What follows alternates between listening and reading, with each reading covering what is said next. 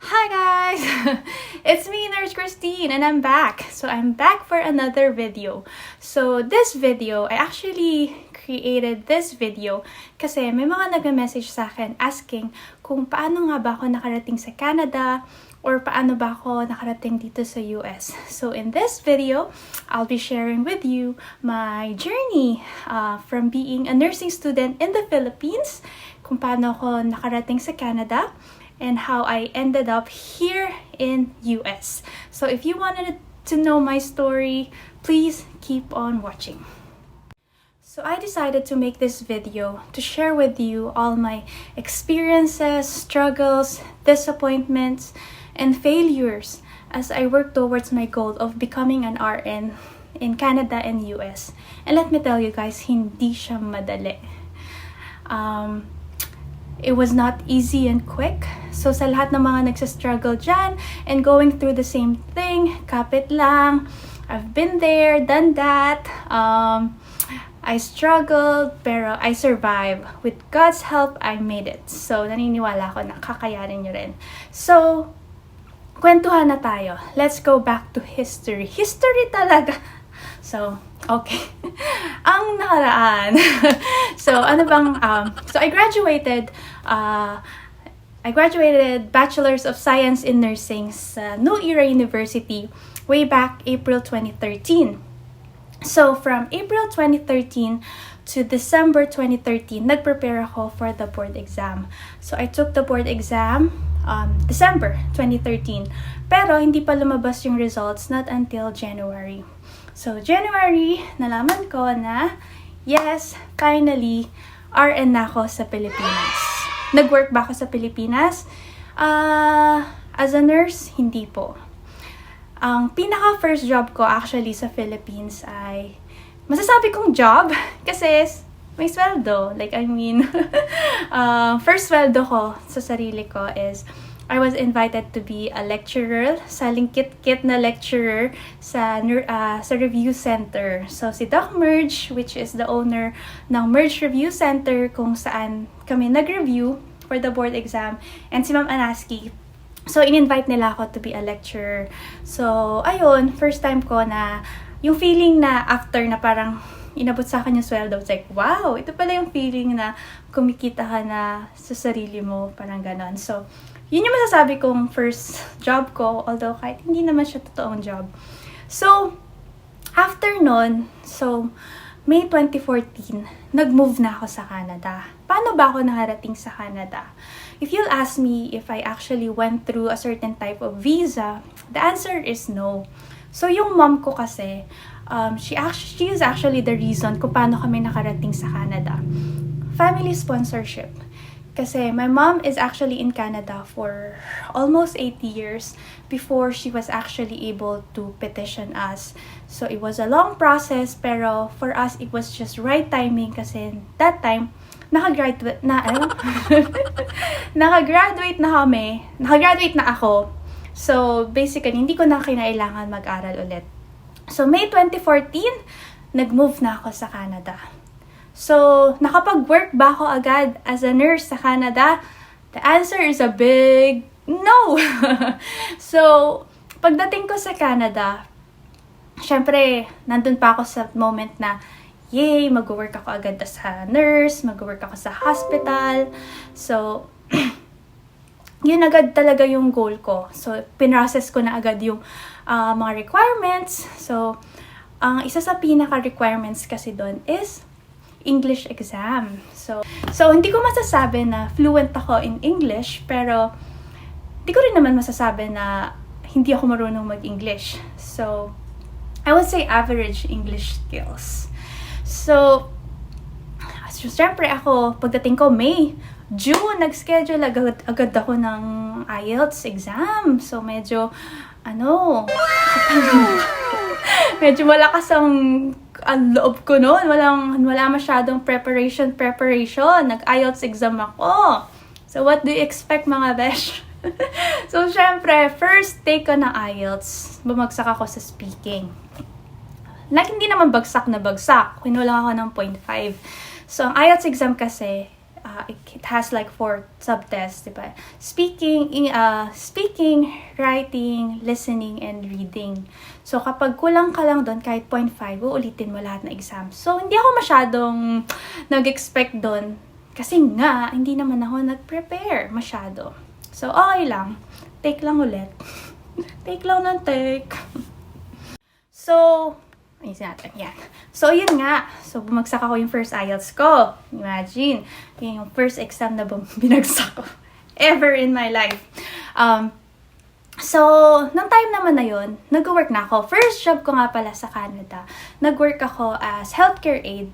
Actually, healthcare aide / parang caregiver ng... Yung mama ko kasi nung time na yun, nag-aalaga siya. She's a caregiver for a couple suffering from dementia. So, nung time na yon, parang si mama yung full-time, ako yung part-time. So, parang pag off si mama, ako yung nag-work. So, parang kami yung nagtutulong. So, yun yung first job ko. So, that time, syempre excited ka pa eh. Parang first kita mo, ganun. Kumikita ka na. Nalala ko pa nga, first kita ko. Ito yung parang mistake mo eh. Syempre, pag nakikumikita ka, parang, uy, pera, ganun. Sa'yo na, ganun. First kong gift sa sarili ko, bumili agad ako ng iPhone. Which is, hindi na ako ganun ngayon. Medyo smart na tayo when it comes to finances. Anyways, so yun yung first job ko. Tapos, nag-schedule ulit ako. Sabi ko, okay, this time, I'm gonna prepare for my English exam. So, sabi ko, sige, magte-take ulit ako. I think nag-take ulit ako mga August or September. So, I think I prepare for like 3 months. Ito, serious mood na tayo. So, at that time, nag-work ako as caregiver.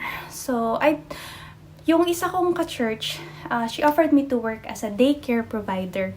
So, ako naman, sige, go lang. Kasi mahilig naman ako sa mga kids eh. So, sige, nag-work ako daycare provider. So, nag-alaga tayo ng mga bata. Yun, nasaya-saya kasi mahilig talaga ako sa kids. So, nung time na yun, nagpe-prepare ako for the English exam. Tapos, nag-take ulit ako, diba? Nung time na yun, hindi na naman ako pumasa. Like, kinulang naman ako ng 0.5 sa writing. So, nung time na yan, iyak talaga ako kasi sabi ko, hindi talaga ata ako pang Canada, ayoko na, kasi parang bakit laging bagsak? Lagi talagang bagsak, parang anong meron? Parang, syempre, like what I said nga guys, yun lang yung first exam ko na naibagsak. Ito second exam in my entire life. So, parang sabi ko, nag-effort naman ako and I pray for it. Pero bakit hindi binigay? So, nung time na yon, nagpalit ako ng job. So, from daycare provider, nag-work ako as a receptionist naman. Same company. So, feeling ko, it's a good way kasi na-practice talaga yung English ko. Kasi syempre sa phone, diba? Mag-answer ka ng call. Like for instance, sabi mo, "Hi, this is Kristine. How may I help you?" Ganun. Tapos, "How may I direct your call?" Ganun. Syempre, lahat ng nakakausap mo, iba-ibang klase ng accent. May Chinese, may accent na Indian. So, lahat talaga. So, parang feeling ko, na-practice yung listening ko and speaking skills. So, after nun, nag-work ako sa receptionist. In-offer na naman ako, same company, na mag-work sa accounting. So, imagine guys, from caregiver, to daycare provider, to receptionist, nag-work ako sa accounting. Ako naman kasi, game naman ako lagi. Kasi dati naisip ko rin, ano kaya ang feeling na nag-work sa office, na parang lagi kang naka-dress or naka-outfit, diba? Parang feeling ko masaya. So, go naman ako kasi wala naman ako on choice, diba? Ganun talaga pag nagsisimula ka sa Canada. You have no choice kundi mag-start sa wala. Like, you start from scratch. And hindi naman ang mga Pilipino, hindi naman tayo picky when it comes to job. Ang mahalaga, nakakatulong tayo sa family natin. And at that time, nagtatry naman ako mag-apply as healthcare aide sa mga hospitals, pero hindi talaga ako natatanggap kasi they want certificate. Nung time na yun, what? naisip ko, bakit RN ako sa Philippines? Hindi pa ba sapat yun to be a healthcare aide sa Canada? Kailangan ko pang mag-exam and magkaroon ng certificate. So, parang yun yung isa sa disappoint na part nung siguro first few years sa Canada. Tapos, after nun, nag-work ako sa accounting. Syempre, at this time, siguro may 1 year na nun. 1 year na ako sa Canada. Syempre, nung time na to, considering na ako yung naging top-notcher ng batch namin sa buong Pilipinas. And here am I, working as a receptionist, working sa accounting, not even related sa profession ko. Ito yung time na sobra akong na-down, na-depress. Parang I wasn't even proud of myself. Kasi naisip ko, parang nahiya ako kasi yung mga kabatch ko, nag-work na sa hospital, nag-work na sa ER, OR, ICU. Samantalang ako, hindi ko pa napapractice yung pinag-aralan ko. Alam mo yung feeling ko, natatakot ako kasi parang feeling ko, wala na akong alam, parang nawawala na lahat. Parang ano nang nangyayari sa akin. So, first year yun. Hanggang sa, finally, nag-apply ako sa isang home care company. Natanggap ako as healthcare aide. So, nagpupunta ako bahay-bahay. Tapos, nag-aalaga ako overnight ng mga babies. Babies na nakatrach, babies na mga nagka-catheter, paraplegic. So, at that point, somehow, medyo natuwa naman ako kasi finally, healthcare related na. Pero still, part of me, disappointed pa rin sa sarili ko. Kasi, alam nyo, parang, syempre, may mga nagme-message sa akin sa Facebook, tinatanong, uy, kamusta ka na? Sang hospital ka na nag-work? And, hindi ko masagot. Parang, feeling ko, paano ko sasabihin na ito lang ako ngayon? Ito lang yung work ko. And, nagsa-struggle pa rin ako para mag-work as a nurse. So, nag-deactivate ako ng Facebook. I deactivated my social media account kasi para lang, walang tanong-tanong. So, nag-work ako sa healthcare aide. And then, finally, nag-take ulit ako ng IELTS exam. And, this time, binigay naman ng ama. So, I passed it, almost 9. Yun, sobrang saya ko. So, akala ko, yes, finally, eto na talaga. Magiging madali na ang lahat kasi naipasa ko na yung English exam. So, magiging nurse na ako.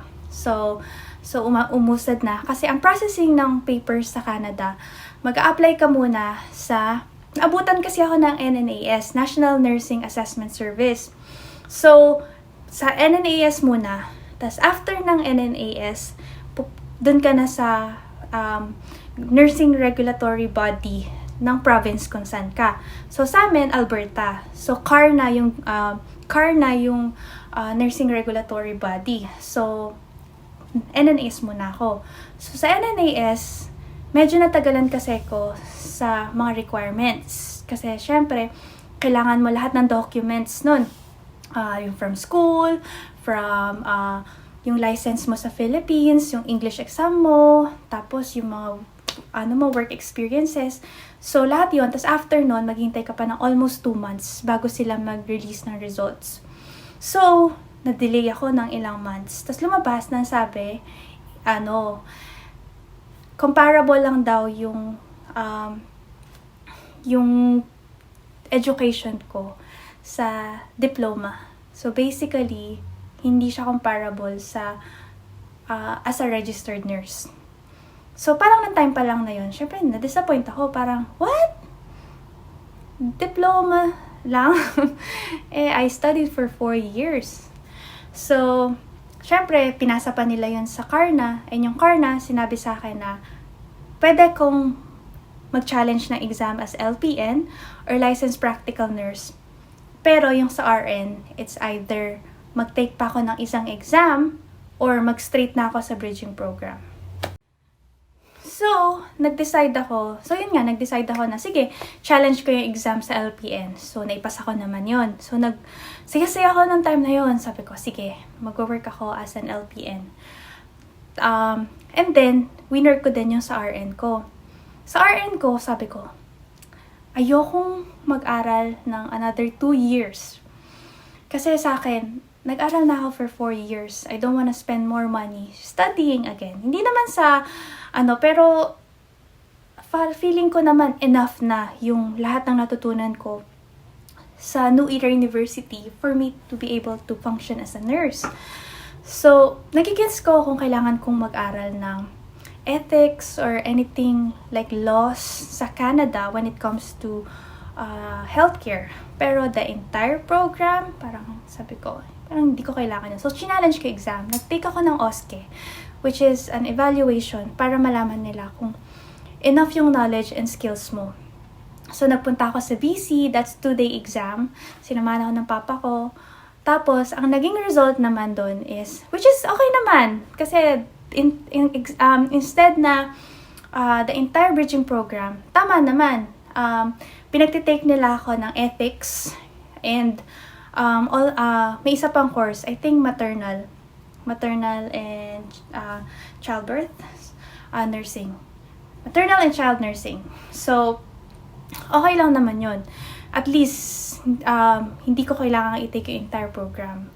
So, nag-apply ako ng bridging program sa Mount Royal University. And, alam nyo ba mga bes, for 2 years, hindi ako naka-in sa program. I was waiting and waiting and waiting and waiting. It's a never-ending waiting game. So, while waiting for my Canadian RN dream to come true, I actually decided to have a plan B. So, winner ko yung RN license ko.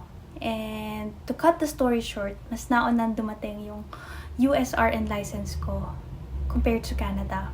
So, even though I love Canada, I had to make this big decision to move here sa United States. November 2019, me and my sister finally decided to move here to Washington State, and we love it.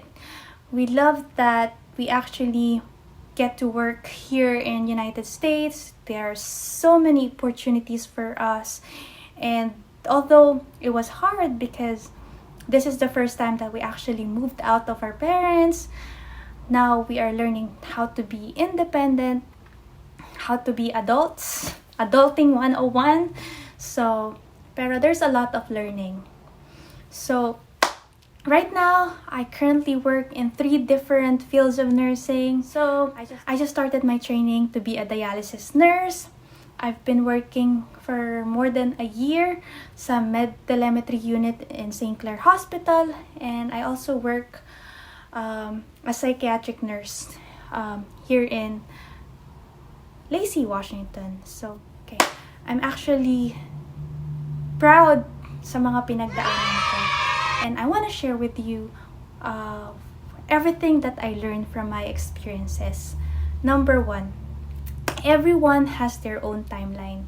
So, nung time na nagsastruggle ako, hindi ko maiwasang i-compare yung sarili ko sa mga kabatch ko, sa mga kakilala ko, na nag-work na as a nurse, and proud na sila kung nasan sila sa career nila. Pero na-realize ko na may kanya-kanya tayong timeline. It doesn't mean na nag-work ako as an RN 5 years later than them na hindi na ako magaling na nurse. It doesn't mean na I was a failure. It's just because it was not yet my time. It was actually, God's plan for me na ma-delay para marami akong ma-realize sa buhay ko. Okay? That's number 1. Everyone has their own timeline. Number 2, failure is just a step closer to your success. It's not the end. I used to consider myself a big failure kasi syempre, knowing kung ano yung naging achievement ko when I was in the Philippines, kapag nasa real world ka na, you'll realize na sometimes you just have to fail and get up again, and then you'll fail again, and then you stand up again, and you just learn from all your experiences and from all your failures. But those experiences taught me that sometimes God doesn't answer your prayers yet, because it will teach you patience. It will actually test how you trust God. How much do you trust God?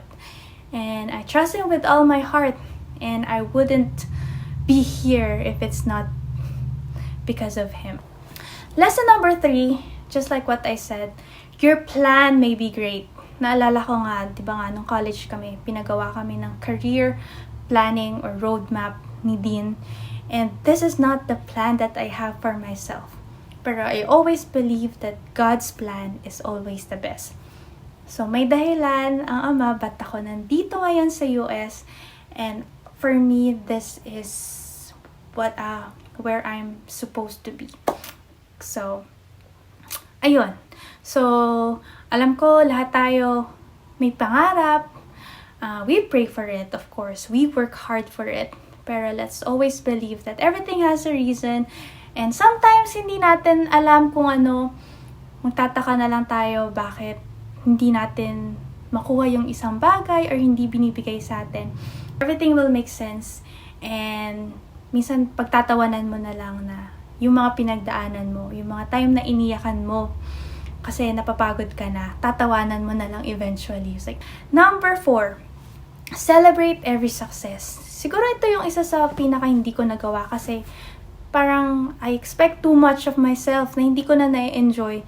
Naalala ko, dapat parang kinongratulate ko yung sarili ko nung nag-work na ako as healthcare aide, as LPN. Parang I never give myself a pat on my back. Every time na may na-achieve ako, mas lalo kong pinapressure yung sarili ko na, hey, that's not enough. So, ngayon, every time na may na-achieve ako, I always kino-congrats ko yung sarili ko. Parang, and you deserve it, diba? Parang, don't be too hard on yourself. Sabi nga nila. Like, I know nakaka-pressure yung mundong ito. Kasi people like to compare themselves. Like, parang ikaw lagi mo kino-compare yung sarili mo sa ibang tao. But don't do it. Just compare yourself sa sarili mo from yesterday, from last year. And maisip mo na, whoa, I did so much better this year. So, lesson number 5, always have a grateful heart. So, I have to learn this lesson the hard way. Kasi nga, I consider myself like having a type A personality, perfectionist, kailangan lahat according sa plan. Kapag hindi, nasa-stress ako, nade-disappoint ako, or kaya I see myself as a failure, which is actually not right. We should always be thankful even though we are experiencing good things or bad things.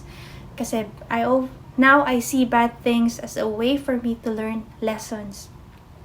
Sabi nga, diba, experience daw is the best teacher. So, sometimes, kailangan mo talagang pagdaanan for you to actually learn and value kung ano yung meron tayo ngayon. It makes me realize what are the things that are more important in this life. Minsan kasi, matigas ang ulo natin diba? It's not good enough na marinig natin. Pero once na naramdaman mo, pinagdaanan mo, mas tumatagos, mas natatandaan mo, and you actually learn from it. And yes, that's my journey. So, I actually am proud to say na I'm working as a registered nurse here in US. Once again, thank you so much for watching this video, and I hope you learned something from it. And if you want to share your experiences, yung mga pinagdadaanan nyo din, I would love to hear it. You can send me a private message or comment on this video. Let's inspire each other and let's lift each other's up. And if you have any questions, feel free to message me too. Once again, thank you so much. Bye-bye.